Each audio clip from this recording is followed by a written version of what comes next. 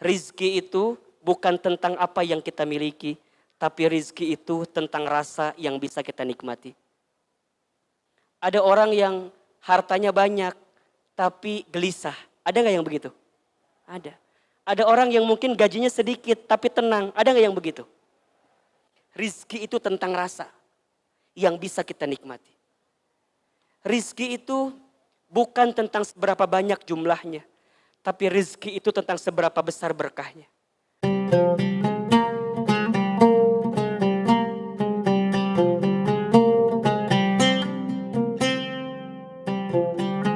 Dan sore ini ada yang sedang gelisah urusan rezeki? Ada yang gelisah? Atau tenang semua? Baik, kalau sudah tenang cukup sekian dan terima kasih. Karena untuk apa kita kajian? Nggak ada masalahnya ya. Baik ya. Ada yang sedang punya persoalan urusan rezeki ada? Coba angkat tangan yang sedang punya masalah urusan rezeki ada? Semua? Baik, semua baik ya. Baik teman-teman sayang, ada 4 konsep utama lah. Atau ada 4 prinsip utama yang harus kita pahami tentang rezeki dalam kehidupan. Pertama, rezeki itu sudah dijamin oleh Allah. Pertama, rezeki itu sudah dijamin oleh Allah. Selama kita hidup, selama itulah Allah jamin rezeki kita.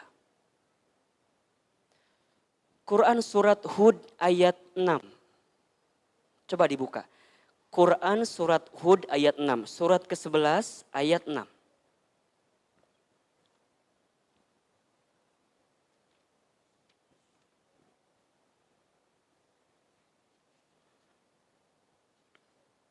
Baik. Sudah ketemu? A'udzubillahi minasyaitonirrajim. Bismillahirrahmanirrahim. Wa ma min dabbatin fil ardi illa 'alallahi rizquha. Dan tidak satupun makhluk yang bergerak atau yang bernyawa. Bahkan disebutkan dalam terjemahan yang lain, makhluk yang melata. Jadi dikategorikan subjeknya makhluk yang melata begitu. Dan tidak ada makhluk yang bergerak, yang bernyawa, bahkan dia melata, fil ardi, dia hidup di muka bumi, illa kecuali 'alallahi rizquha, dijamin Allah rezekinya. Wa ya'lamu mustaqarraha wa mustaudaha, dan dialah Allah yang maha mengetahui tempat kediamannya dan tempat penyimpanan rizki itu. Kullun fi kitabim mubin, semua sudah tertulis dalam kitab yang nyata, Lauhul Mahfuz. Perhatikan ayatnya. Selama kita hidup, selama itulah Allah sudah menjamin rezeki kita. Yakin atau tidak? Yakin atau tidak? Percaya atau tidak? Ya. Tidak mungkin seseorang dihidupkan kecuali saat itu juga Allah jamin rezekinya. Bahkan disebutkan dalam keterangan hadis dari baginda Rasulullah SAW.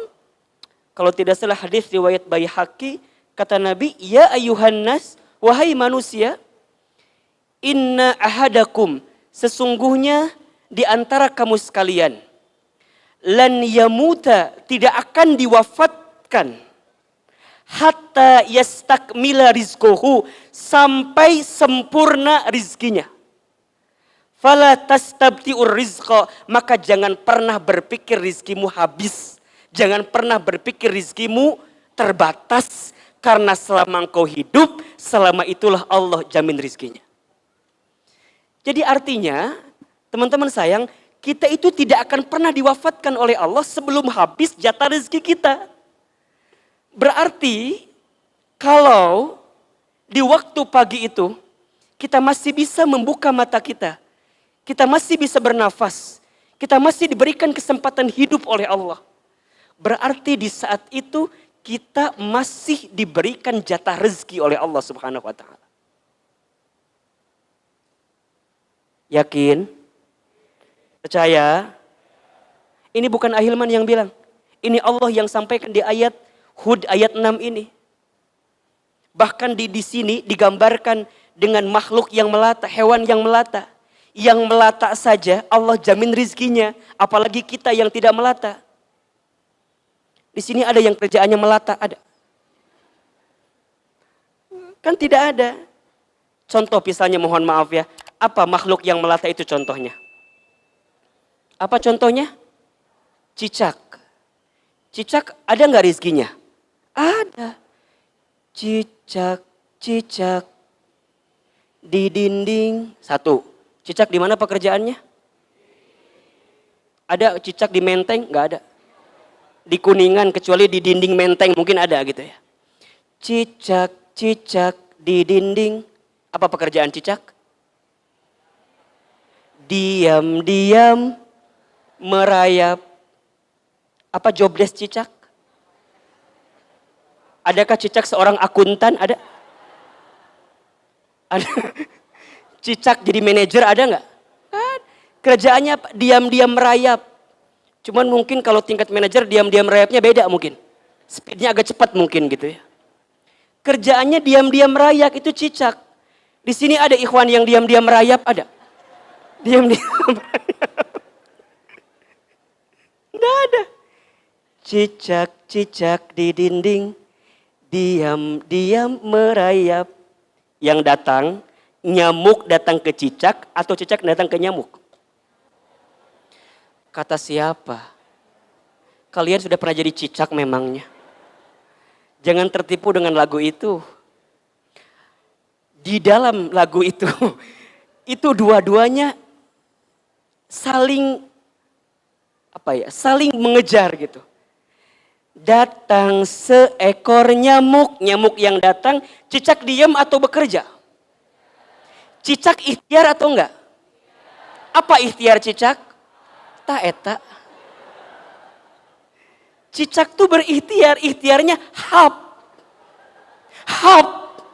Pertanyaannya, teman-teman tahu enggak berapa kali hap yang cicak butuhkan untuk menangkap satu nyamuk? Tahu nggak? Coba teman-teman IPB tolong analisa itu ya.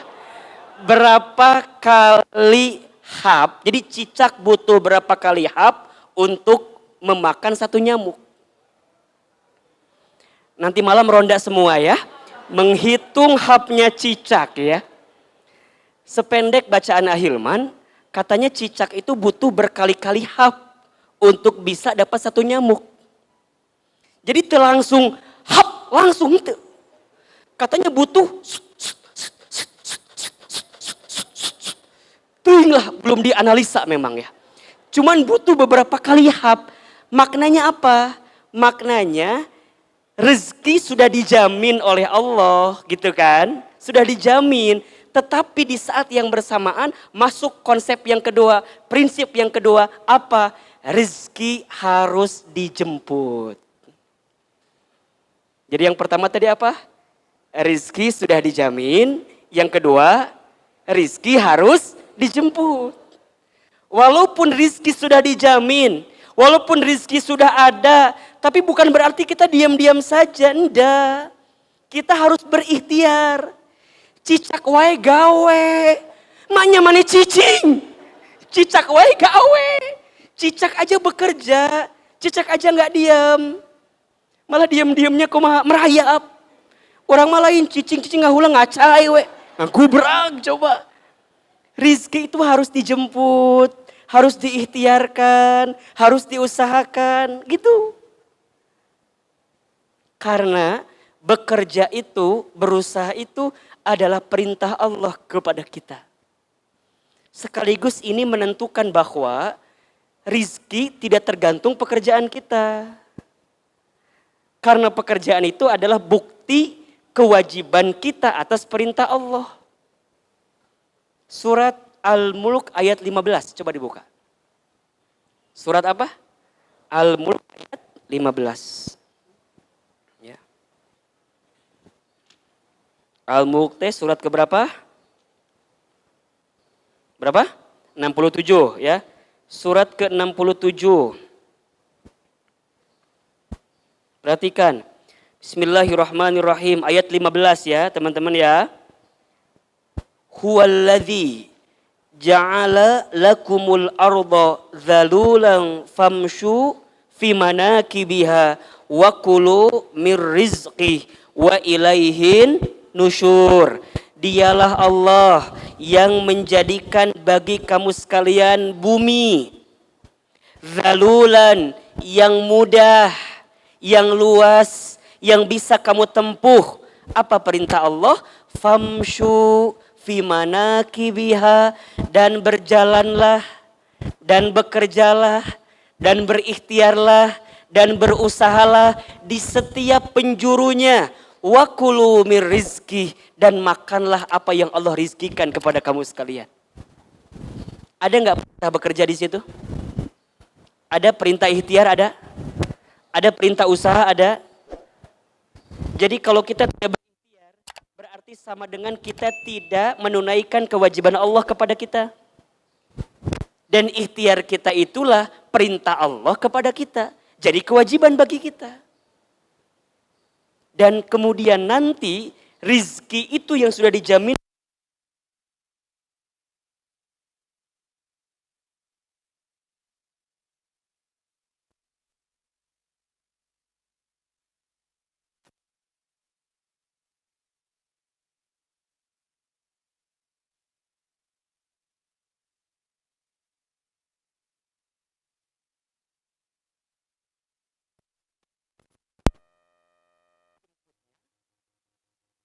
Halo? Kuduna kabubulak, orang kaci awi itu nyambung. Nyambung tuh. Kabubulak itu naik angkot naon seberapa? 0 seberapa? Maklum udah lama gak naik angkot jadi gak tahu gitu ya. 0 tilunya. Apa? 0 tilu bubulak. 02 bubulak Sukasari. Bener tuh? Kia-kia baheula tukang iya naik angkot. Sok sedih ngomong baheula malah.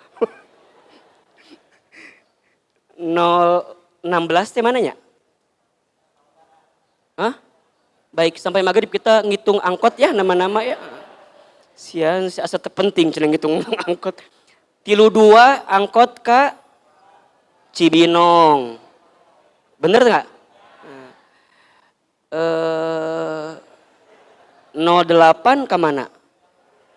Warung Jambung. 82 aya. Mikrolet eta mah. Jadi harus dijemput teman-teman, dijemput. Nah, pertanyaannya jemputnya kayak gimana? Ikhtiarnya kayak gimana? Yang Ahilman pahami, ikhtiar dalam urusan rezeki itu ada 2. 1, ikhtiar dunia. 2, ikhtiar langit. Ikhtiar dunia apa? Kerja, dagang, usaha. Eta ikhtiar dunia. Wa allaisa lil insani illa ma sa'a. Dan seseorang tidak akan mendapatkan sesuatu kecuali apa yang diusahakannya begitu. Jadi dia bekerja, berikhtiar, berdagang, berusaha, itu ikhtiar dunia. Tapi ingat, ada ikhtiar langitnya. Ikhtiar langit itu ada 2. Yang pertama, ikhtiar langit mengangkat aturan-aturan langit dalam konteks dunia kita. Berarti kalau kita bekerja dunia, cari yang halal. Cari yang toyib, cari yang baik, jangan zolim sama orang, jangan nipu orang, jangan ambil harta riba, jangan ngurangin timbangan, jangan melakukan sesuatu yang tidak Allah ridho dengan kita, itu. Karena mohon maaf, sesuatu yang kita dapatkan dengan cara yang tidak baik, atau dengan cara yang haram, tidak akan pernah menjadi daging dalam tubuh kita. Bahkan kata Nabi disebutkan hanya akan menjadi apa? Menjadi bahan bakar, dia dibakar disiksa api neraka. Karena apa yang dia makan itu ujungnya capek. Coba teman-teman nih, dapat uangnya tapi nipu orang, gelisah nggak? Gelisah nggak? Uangnya banyak tapi nipu orang, gelisah. Uangnya melimpah tapi ada orang yang terzolimi, kira-kira hati ini tenang atau tidak? Tidak. Maka jangan pernah mengambil sesuatu yang bukan haknya untuk kita dengan menghadirkan sesuatu yang Allah haramkan bagi kita. Maka jelas perintah Allah dalam Quran ya. Ya ayuhan nas kulu mimma fil ardi halalan thayyibah. Al-Baqarah 168 itu. Wahai manusia, makanlah, carilah apa yang di muka bumi ini yang halal dan yang baik. Halal itu sesuatu yang sesuai dengan syariat Allah. Thayyib itu sesuatu yang bermanfaat bagi kita. Maka bagi kita yang penting halal. Halal itu penting banget. Nah yang kedua, cara jemput rizki juga dengan menghadirkan sesuatu yang tidak melalaikan perintah Allah kepada kita. Contoh, jangan sampai kesibukan kita mencari rizki melupakan kita kepada Sang Maha Pemberi rizki. Sholat diakhirkan, sholat dilupakan. Jangan sampai, karena boleh jadi yang akan mempercepat rizki itu datang kepada kita bukan karena usaha kita, bukan karena pekerjaan kita, tapi karena buah amal ibadah kita kepada Allah Subhanahu wa taala. Salah satunya apa? Salat. Teman-teman, kualitas rizki kita itu berbanding lurus dengan kualitas salat kita. Salatnya benar, maka rizkinya cepat datang insya Allah. Surat Toha ayat 132 itu. Surat apa? Toha ayat berapa? 132. Perhatikan ya. Surat ke-20 ayat 132. Bismillahirrahmanirrahim. Wa'mur ahlaka bis salat, dan perintahkanlah keluargamu untuk salat. Wastobir 'alaiha, dan bersabar-sabarlah dalam menunaikan salat itu. La nas'aluka rizqan, jangan pernah bertanya khawatir tentang rezeki. Coba. Nahnu narzukuka, kata Allah, kami yang akan menjamin rizkimu. Wal akibatu littaqwa, karena akibat ketakwaanmu kepada Allah. Pertanyaannya, Ahilman, kenapa dalam ayat ini kalimat sholat dihubungkan dengan kalimat rezeki? Boleh jadi banyak di antara kita yang melalaikan sholat karena sibuk mencari rezeki. Ada di antara kita yang begitu? Ada di antara kita yang begitu? Yang mana orangnya? Saya. Mana orangnya? Mana orangnya? Ternyata sholat itu mampu menjadi eskalator bagi kita mempercepat rezeki kita itu. Maka jangan pernah tinggalkan sholat. Jangan pernah lupakan sholat. Secara umum rumusnya apa? Ketakwaan.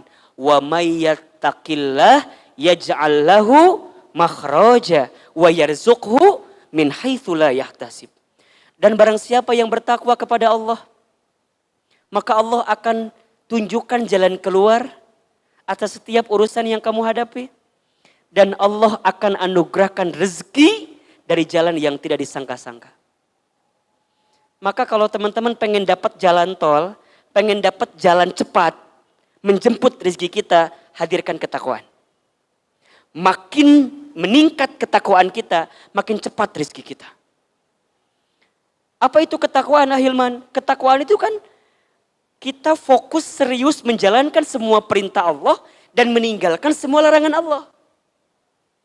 Kalau ketakwaan menjadi jalan yang bisa mempercepat rezeki kita, sebaliknya kemaksiatan, dosa bisa menghambat rezeki kita. Jelas? Kalau ketakwaan bisa mempercepat rezeki kita, berarti yang menghambatnya apa? Maksiat, dosa. Makanya mohon maaf ya, sering Ahilman sampaikan, kalau teman-teman ikutan tes seleksi pekerjaan misalnya, tapi teman-teman tidak mendapatkan sesuatu yang teman-teman inginkan, coba istighfar. Boleh jadi ada dosa yang pernah kita lakukan. Kalau kita dagang, kalau kita bisnis, kalau kita usaha, tapi tidak mendapatkan keuntungan yang optimal dari apa yang kita inginkan, coba istighfar. Boleh jadi ada dosa yang pernah kita lakukan. Istighfar, istighfar, istighfar. Mengapa keberuntungan tidak hadir dalam hidup kita? Coba istighfar. Mungkin ada sholat kita yang dilalaikan. Mungkin ada infak sedekah kita yang belum ditunaikan. Mungkin ada Quran kita yang jarang dibaca. Mungkin orang tua yang pernah sakit hati karena ucapan kita. Mungkin ada dosa ke guru kita. Mungkin ada dosa ke orang-orang dekat kita, kepada orang lain. Karena perkara dosa, perkara maksiat, itu bisa menghambat kebaikan datang dalam kehidupan kita. Maka yang ketiga ini, setelah kita ikhtiar, jadi ikhtiar dunia jalan terus, ikhtiar langit apa? Berarti dengan doa juga kan? Doa itu bisa merubah takdir teman-teman. Doa itu bisa mengantarkan kebaikan kepada kita. Maka nanti yang ketiga, apa konsepnya? Tawakal kepada Allah. Setelah kita berikhtiar, hasilnya kita serahkan kepada siapa? Allah. Wa may yatawakkal 'ala Allah fahuwa hasbuh. Dan barang siapa yang bertawakal kepada Allah, maka Allah akan cukupkan dia. Ada doa yang teman-teman baca ketika keluar rumah. Apa doanya? Bismillahi tawakkaltu 'ala Allah la haula wala quwata illa. Doa itu. Jadi gimana Ahilman saat kita keluar rumah? Bismillahi tawakkaltu 'ala Allah, ya Allah. Hamba bertawakal kepadamu ya Allah. La haula wala quwata illa billahil aliyyil azim ya Allah. Tidak ada daya upaya, tidak ada punya kekuatan kecuali Engkau ya Allah. Jadi saat kita keluar rumah, kita menjalankan perintah Allah, menjalankan kewajiban Allah. Pekerjaan kita jadi amal ibadah, pekerjaan kita jadi amal soleh, pekerjaan kita jadi amal yang bisa membawa kita dalam kebaikan. Hasilnya kita serahkan kepada Allah. Allah lebih tahu mana yang terbaik untuk kita. Jangan pernah mengambil hak prerogatifnya Allah untuk menentukan rezeki bagi kita. Karena yang mengatur rezeki kita siapa? Allah. Yang memberi rezeki kepada kita siapa? Allah. Yang berkuasa tentang rezeki kita siapa? Allah. Allah Ar-Razzaq. Allah yang maha pemberi rezeki. Tugas kita apa? Ikhtiar. Nahnu bitakhir, wallahu bitakdir. Kita ikhtiar, Allah yang menentukan, tawakal. Barang siapa yang bertawakal kepada Allah dengan tawakal yang sesungguh-sungguhnya, maka dia akan mendapatkan rizki seperti rizkinya seekor burung. Burung itu keluar di pagi hari dalam keadaan perutnya kosong dan pulang sore hari dalam keadaan perutnya kenyang. Burung ada yang pernah lembur enggak? Ada enggak? Katanya sore udah pulang gitu ya. Dan itu cukup bukan hanya untuk dia, tapi untuk anak-anaknya, untuk keluarganya dibawa. Kenapa? Tawakal ke Allah. Allah jamin rezeki kita. Berarti mohon maaf yang sempit apa? Yang sempit bukan rezeki kita, yang sempit hati kita. Yang rumit bukan rezeki kita, yang rumit pikiran kita. Hidup kita itu mudah, yang sulit pikiran kita.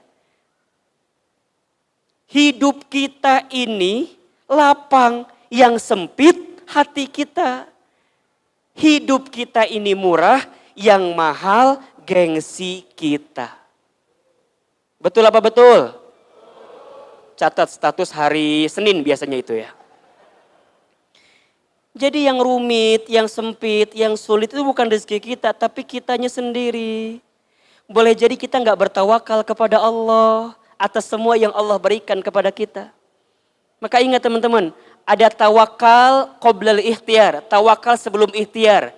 Ada tawakal inda ikhtiar, tawakal ketika ikhtiar. Ada tawakal ba'da ikhtiar, tawakal setelah ikhtiar. Kumaha maksudnya Hilman? Tawakal sebelum ikhtiar, sebelum kemana-mana, libatkan Allah di dalamnya, doa.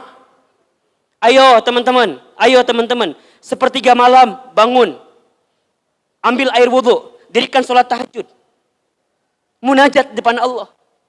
Kalau bisa menangis, ya Rob, hamba sulit hidup ini ya Rob, hamba belum punya pekerjaan ya Rob, hamba belum punya bisnis ya Rob. Atau apapun yang teman-teman gelisahkan, ayo curhat kepada Allah di malam itu. Barang siapa yang bangun di sepertiga malam, kemudian dia mendirikan sholat tahajud. Siapapun yang banyak dosa, kemudian dia minta ampun, Allah ampuni dosanya.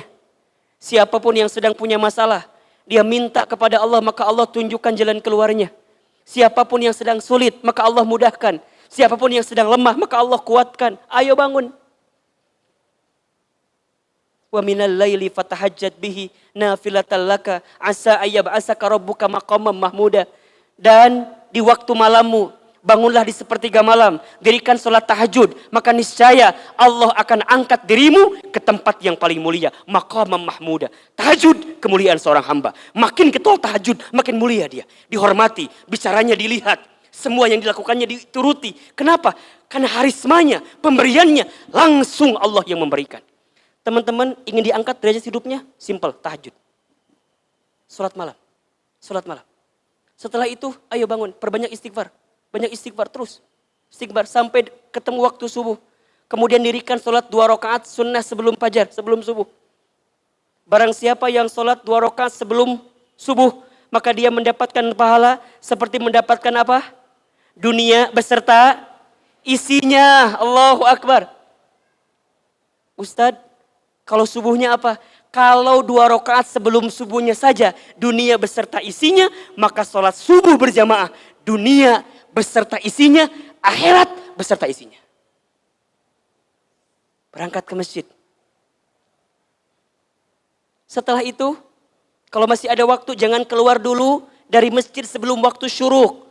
Barang siapa yang menunaikan sholat subuh berjamaah di masjid, kemudian dia duduk berzikir di tempat itu sampai datangnya waktu syuruk, kemudian dia sholat 2 rakaat setelah itu, maka dia mendapatkan pahala seperti haji dan umroh. Taman, sempurna, sempurna, sempurna.